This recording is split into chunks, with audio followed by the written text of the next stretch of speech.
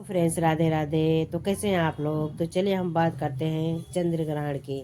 होली के दिन जो चंद्र ग्रहण लगने वाला है 3 मार्च को, उसके बारे में हम बात करते हैं।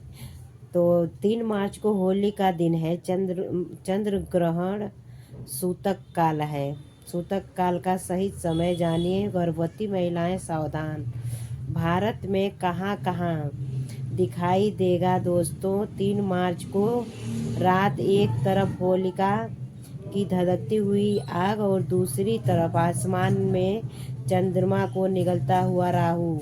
क्या आप जानते हैं कि सैकड़ों सालों बाद बन रहा है होली और चंद्रमा ग्रहण का ये संयोग विनाशकारी ऊर्जा लेकर आ रहा है और सबसे ज्यादा खतरा उन माताओं पर मंडरा रहा है जिनकी कोख में नन्हे जान पल रही हैं। उनको छोटी सी भूल का असर अनजाने आने वाले बच्चे पर जीवन भर रह सकता है। खासकर खासकर सूतक के दौरान अनजाने में की जाने वाली गलतियाँ तो 99% महिलाएं कर बैठती हैं। गलती क्या है, हम आज ये जानेंगे। लेकिन उससे पहले आपका सूतक काल का रहस्यमयी समय जानना होगा जो ज्योतिषियों ने छिपाया है, आम जनता से छिपा कर रखा है। शास्त्रों में कहा गया है कि जब भी किसी त्योहार पर ग्रहण और पड़ता है तो नकारात्मक शक्तियां चरम सीमा पर होती हैं। होली का दिन तांत्रिक सिद्धियों का दिन है। होली का दिन तांत्रिक सिद्धियों का दिन है तांत्रिक सिद्धियों की रात मानी जाती है। इसी रात जब चंद्र ग्रहण लग जाए तो राहु और केतु की मायावी शक्तियां पृथ्वी पर सीधे प्रहार करती हैं। चंद्रमा मन का कारक है और जब उस पर ग्रहण लगता है तो इंसान का दिमाग अनियंत्रित होने लगता है।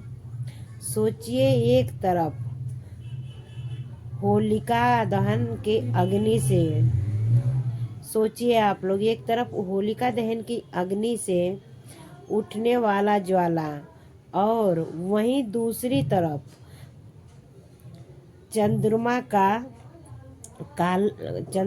का काला पड़ना। ये कोई साधारण रात नहीं है। भारत के किन किन राज्यों में ये खूनी चांद दिखाई देगा और किन किन जगहों पर इसका असर सबसे घातक होगा, ये जानना आपके लिए बेहद जरूरी है। लेकिन उससे पहले ज़्यादा जरूरी है उस प्रलयकारी सूतक काल के बारे में जानना। उस प्रलयकारी सूतक काल के बारे में जानना जो ग्रहण लगने से पहले पूरे 9 घंटे पहले ही शुरू हो जाता है। हम आपको वो सटीक समय भी बताएंगे जब आपको घर के दरवाजे बंद करने पड़ेंगे। हम आपको वो सटीक समय भी बताएंगे जब आपको घर के दरवाजे बंद करने पड़ेंगे। लेकिन पहले इस रहस्य को समझिए कि आखिर गर्भवती महिलाओं को ही ग्रहण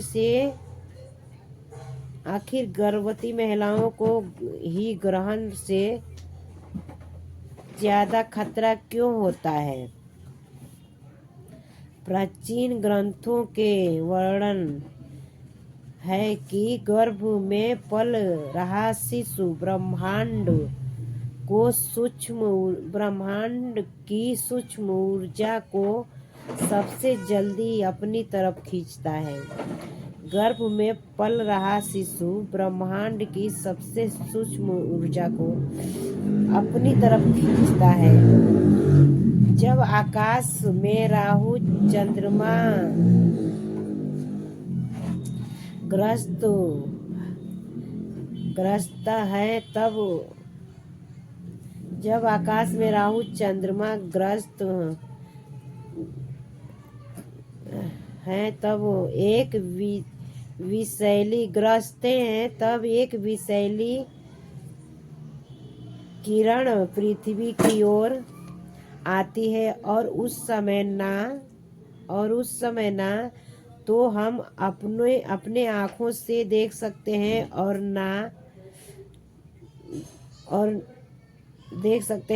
ना ही विज्ञान इसे पूरी तरह समझ पाया है। यह जो किरण है ना वो सीधे तौर पर जल तत्वों को प्रभावित करता है। ये जो किरण है वो सीधे जल और तत्वों को प्रभावित करता है, जो कि हमारा शरीर 70% पानी से बना हुआ है। इंसान का शरीर 70% पानी से बना हुआ है।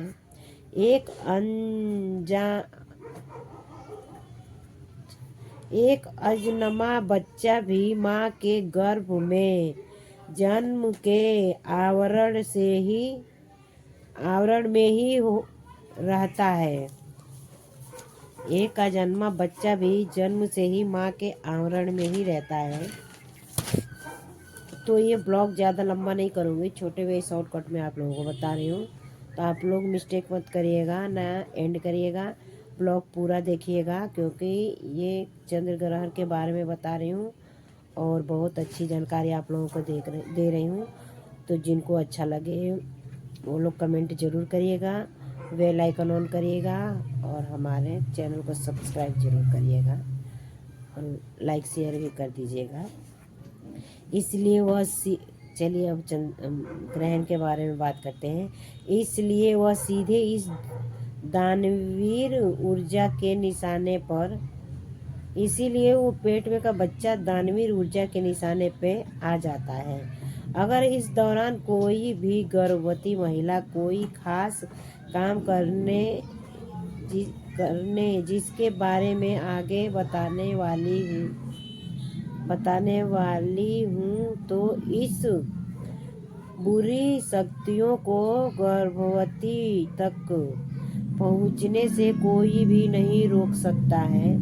अब जरा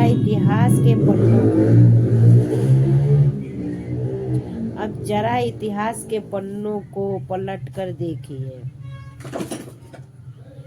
पहले का जो इतिहास है उसको पलट के देखिए। देवताओं और असुरों ने मिलकर समुद्र मंथन किया था। ये बहुत बड़ा इतिहास है और ये बहुत अच्छा का मतलब समुद्र मंथन की बात है किया था। तब उस यथार्थ गहराई से 14 अनमोल जब समुद्र मंथन हुआ था तो उस अथास्त गहराई से 14 अनमोल रत्न निकले थे।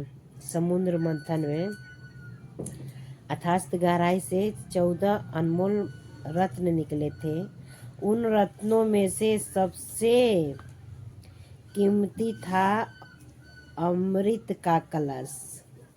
उन रत्नों में से सबसे कीमती क्या था? अमृत का कलश। समुद्र मंथन में जो रत्न निकले थे 14 रत्नों में से सबसे कीमती अमृत का कलश। उस अमृत को पाने के लिए जब दानों और देवताओं में जब दानों और देवताओं में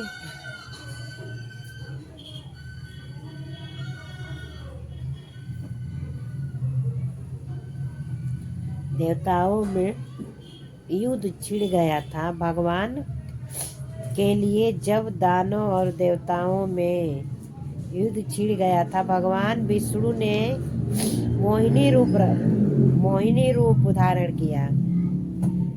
जब दानों और देवताओं में युद्ध छिड़ गया था, तो भगवान विष्णु ने मोहिनी रूप धारण किया था। उन्होंने देवताओं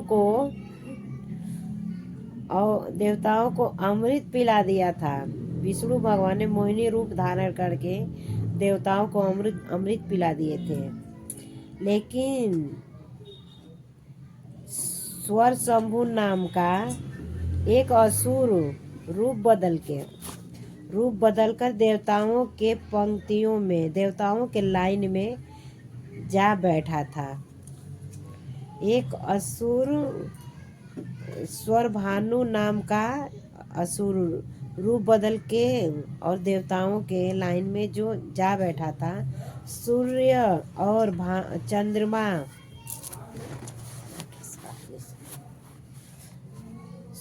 और चंद्रमा ने उसके इस चाल को पकड़ लिया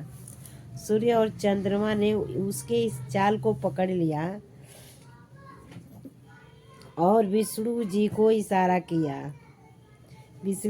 इशारा किया। भगवान ने तुरंत अपने सुदर्शन चक्र से असुर का सिर धड़ से अलग कर दिया। भगवान ने अपने सुदर्शन चक्र से असुर का सिर धड़ से अलग कर दिया। लेकिन तब तक अमृत की कुछ बूंदें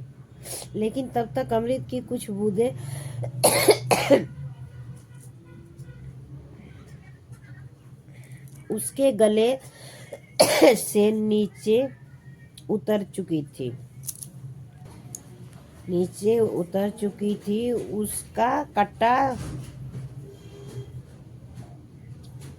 उसका कटा हुआ सिर स्वरभानु जो असुर था, उसका जो सिर कटा हुआ था, तो कटा हुआ सिर उसका जो है ना राहु बन गया, राहु कहलाता है। और उसका बाकी का धड़, जो यहाँ से बाकी का धड़ था, वो केतु बन गया। सूर्य और चंद्रमा के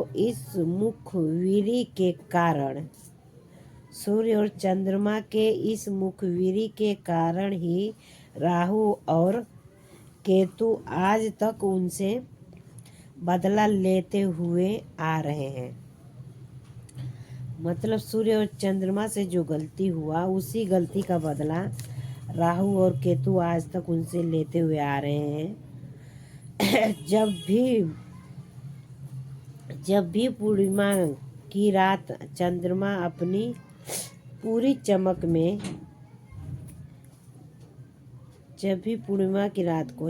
अपने पूरी चमक पर होता है, तो राहु उस पर हमला कर देता है। चंद्रमा पे जब पूर्णिमा की रात ना,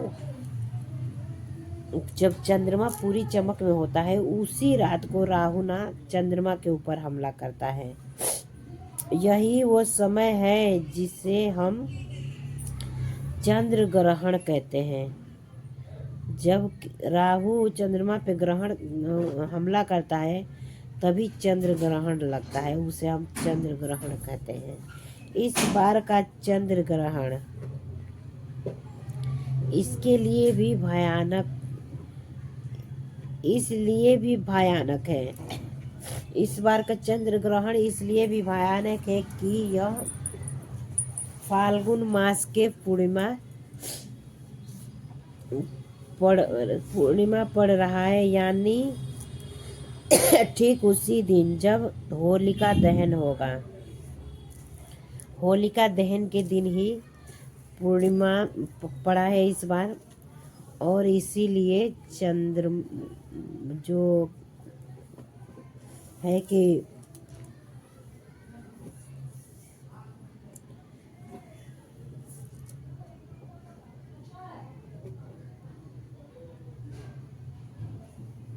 राहु और केतु हमला किए हैं इस बार चंद्रमा पे।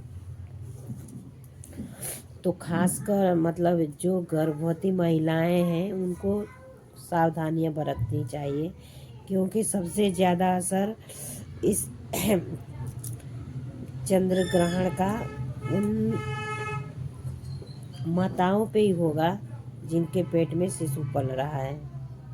तो आप लोग सावधानी बरतिएगा और संयम से रहिएगा, क्योंकि इसमें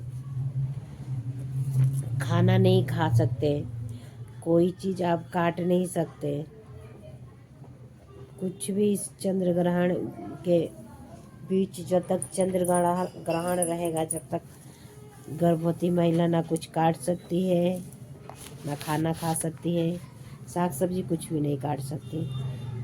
इतना संयम रखना है, बचाना है। और खास करके ना बाहर नहीं निकलना है, घर से बाहर नहीं निकलना है, और अच्छे से अपने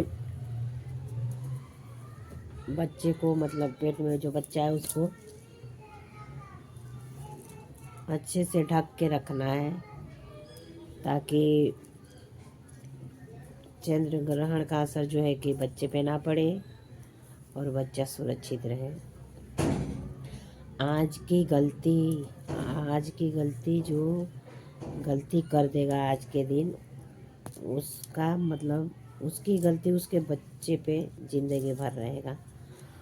तो बचा के रखिएगा और गलती मत करिएगा, क्योंकि आपकी एक छोटी सी गलती आपके बच्चे का जीवन खराब कर सकता है। ये बहुत सालों बाद संयोग बना है, जो फागुन मास के दिन हम पूर्णिमा पड़ा है,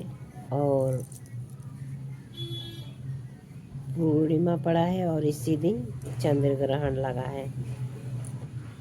तो मैं खास करके यही बोलूँगी कि इसमें मतलब जितना बच जाए, खाना ना खाएं, कुछ काटे पीटे ना, बाहर ना घूमें, अपने घरों के अंदर रहें तो सही रहेगा। क्योंकि कुछ समय के लिए ही ये ग्रहण लगा हुआ है। 6:46 पे ये ग्रहण शुरू होगा और 7 बजे तक ख़त्म हो जाएगा ये ग्रहण।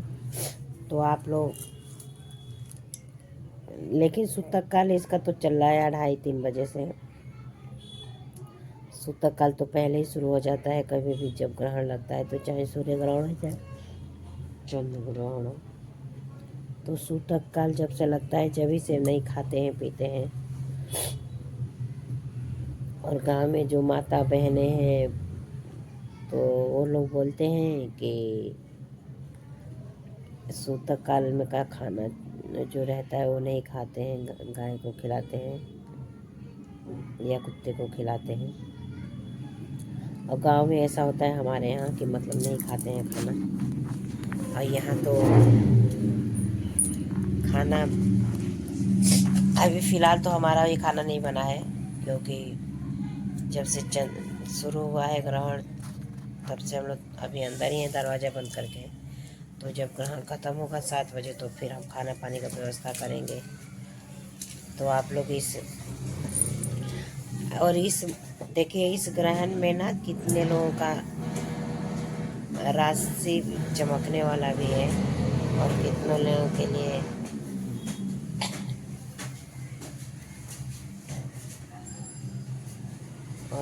लोगों के लिए नुकसानदायक भी है ये ग्रहण। तो आप लोग अपना सुरक्षा खुद करिएगा, और इस वीडियो को ज़्यादा से ज़्यादा लाइक शेयर सब्सक्राइब करिएगा, क्योंकि कल होली भी है। कल है होली, तो आप सभी को होली की ढेर सारी शुभकामनाएं और बधाई हो। तो बहुत बहुत धन्यवाद आप लोगों को हमारे ब्लॉग में जुड़ने के लिए। जो लोग नए हैं हमारे चैनल पे, चैनल को लाइक सब्सक्राइब ज़रूर करिएगा। तो बहुत बहुत धन्यवाद आप लोगों का।